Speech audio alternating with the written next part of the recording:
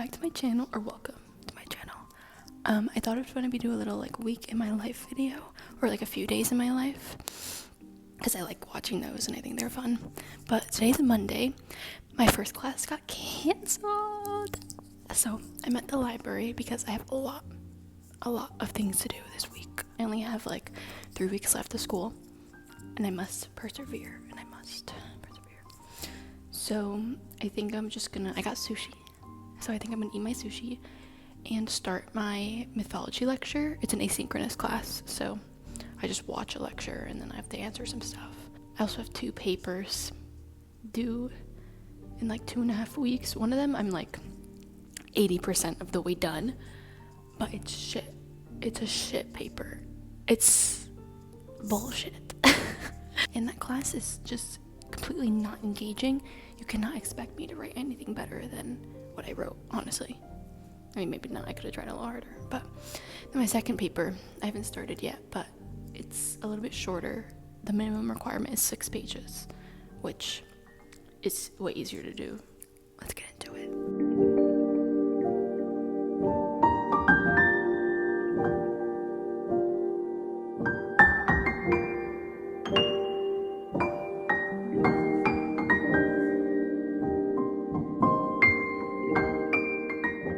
Just got back from working, and then I went to go eat with my roommate, and I want to talk about when the moon ends.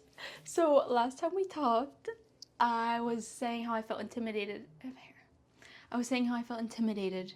by the book, and I was struggling to pick it up. Well, that day I read from like here to here. Like the plot thickened and I could not put it down. I read till 4:30 in the morning. 4:30 in the morning.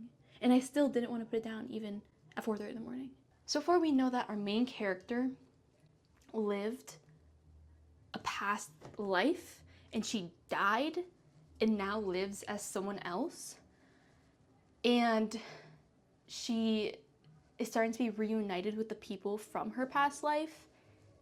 And we don't really know like what happened, like how she died, or I guess she didn't die. Everyone thought she died, but it turns out she didn't die, and she's been living under like a different name in a different place. And the conflict right now is her not looking within herself to accept who she was. Our main character has just gone through so much, and she's in so much pain. Like, so many people she's loved have died, so she has this like icy lake that she calls, where she doesn't like to tread past a certain area in herself. She doesn't want to feel like emotional relationships or be close to people because she's afraid that they will leave her one day. So it's like alluding to the fact that if she looked inside herself, she would see her past, but she's like choosing not to. So she's kind of in denial right now. So yeah, but Khan, who she was lovers with years ago before she died,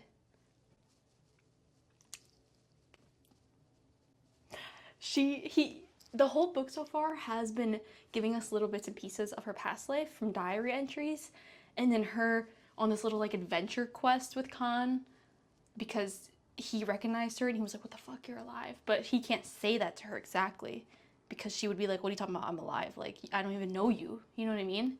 We're getting to the point in the book now, 3/4 of the way, I guess, kinda, where he's telling her, like, you were this person, and your dragon took you to the sky, and you became a moon.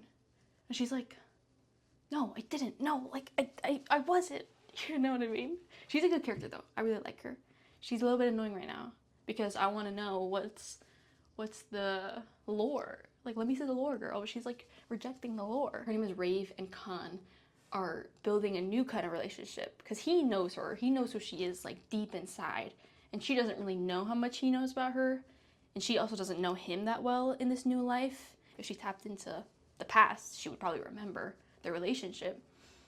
But like, even so, her not remembering him, she's still like falling for him, you know? And she's so pretty. Should I get pink? Yeah. They have bows on them. Yeah. Okay, I'm gonna get pink. So Allison and I just got back from doing a little shopping. She had to buy things for her siblings, like Easter baskets. It's a whole tradition they do. And then also we needed to get out the dorm. I felt like just not in it today. I didn't want to do work.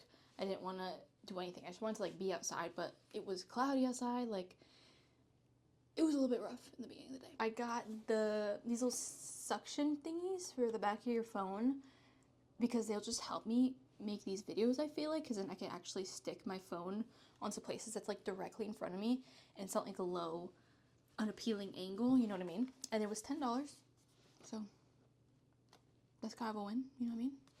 They could have been $5, I think. They're really just plastic, but whatever. And then I got Powerful. No, that's not us. Because I've been wanting it for a long time, and I borrowed Allison's when I read it. I also don't have Reckless. That's the last book that I don't own because I read that one actually online. But I was just trying to save money when I was reading this series. But I need them physically. Like when you have books, they're just your children. Like even if you read them online or even listen to an audiobook, just to like have them, it's just like they're a piece of your heart. Like you just want them, you know what I mean? And Target has them for cheaper. And it's the special edition. I love when books have like these little ribbons. This I didn't need. Like I needed those. But they were $5. It was $5 and it was right in the section that has like the little cheap things when you walk into a Target. And there's these dark foresty green candle holders and then 2 candles. Only $5 and they're like glass. My room at home is just very plain. And I've never really personalized it. I know.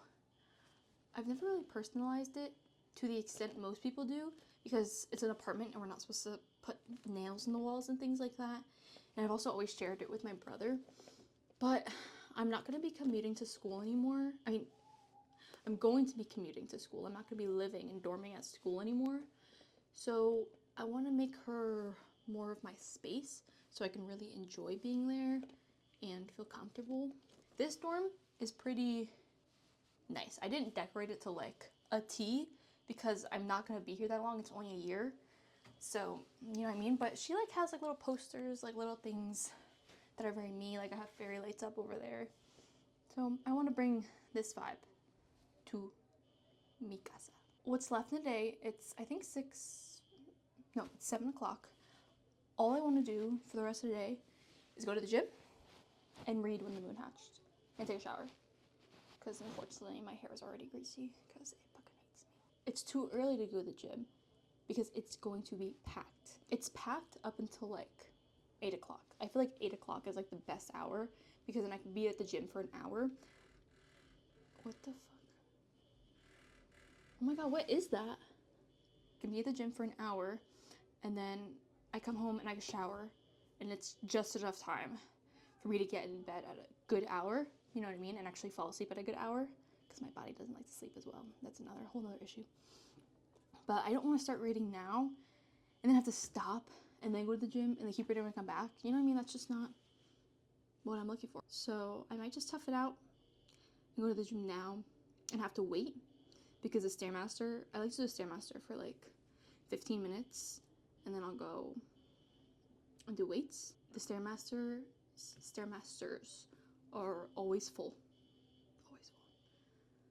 And I get it. She's fun. There's a little stand for your phone. I'd be the only person though who'd be watching things when I'm at the Stairmaster. I'd be looking to my left and my right and like no one is watching anything and they're just like raw dogging the Stairmaster, looking at themselves in the reflection because it's in front of like the window. And when you go at night, obviously you can see yourself really easily in the reflection. So I'm kind of like, are they judging me for being an iPad kid? But that's where I'm at. Tomorrow I have 2 classes, which I can't. Before I do anything today, we have to talk about this, guys. We have to talk about this. Last night, I read about 200 pages, and I decided intentionally not to finish it. I have 30 pages left.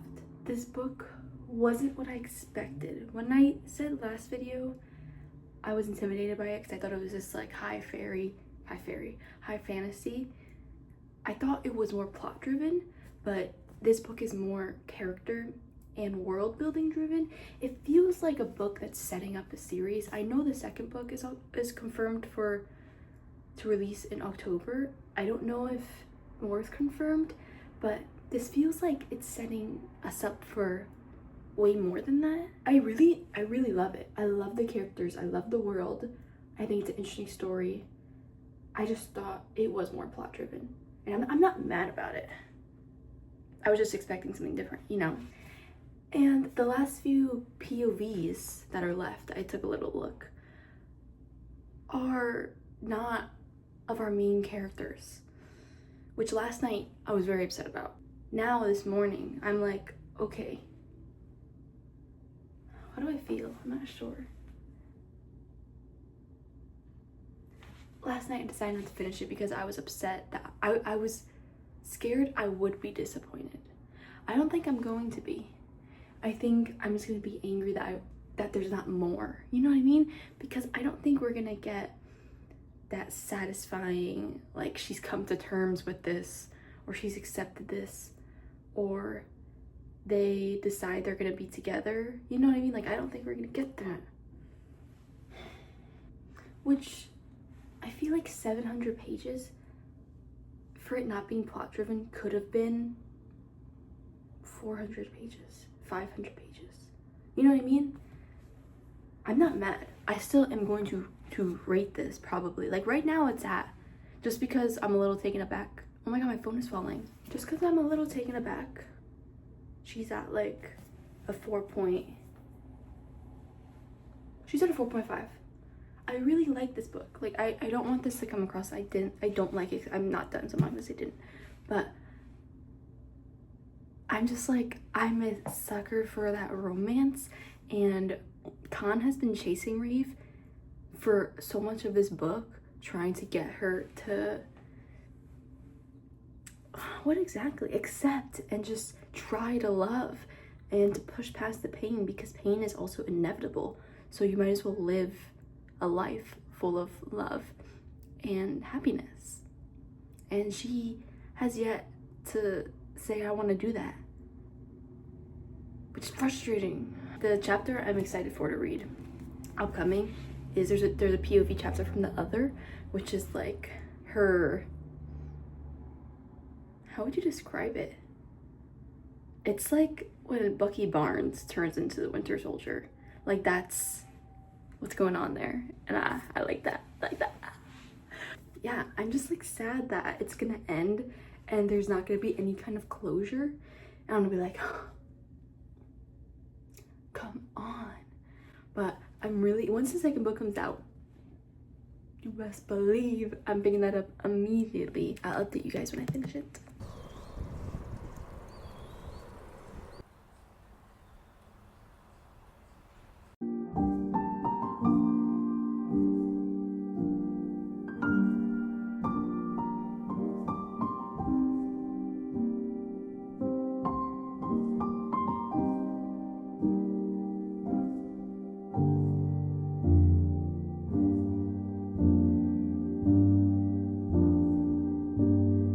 I don't know how to feel. I just finished the book. I don't know how to feel. I enjoyed it. It ended on a note that definitely sets up the next book, that you know what the plot is going to be. I was not suspecting the plot to go in that direction.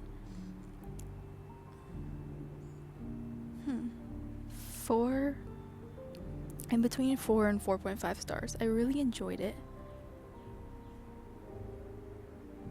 It has a trope that I don't like. Here's a little bit of a spoiler. It has the pregnancy trope, but it's a little different. It's not like, oh, she gets pregnant at the end, happily ever after. She got pregnant, and it adds to the plot, really. So I'm kind of okay with it. When I first was picking up the pieces, that trope was involved, and she had a kid, I was like, oh god, I don't know how I feel about this. But finishing it, it's gonna be a big plot point for book 2. I think book 2 feels like it will be more plot driven, just because now we're like more in the politics of it and all the kings. Yeah, that's where I'm at. Yeah. I wish, like I said earlier, the romantic in me wishes that Khan and Reeve had a bit of more of a moment. I might change my mind. I'm gonna give myself some time to think about it and to truly think about how I feel, because I just finished it.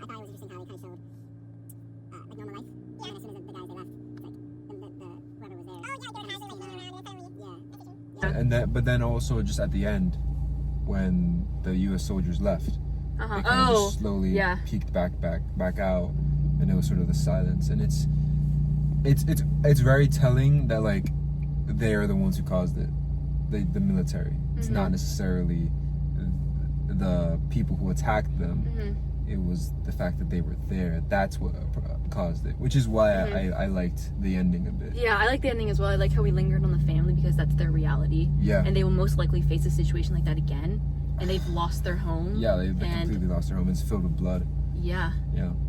Like, just because they're leaving doesn't mean the story's over, which movies can make you feel like that. Yeah.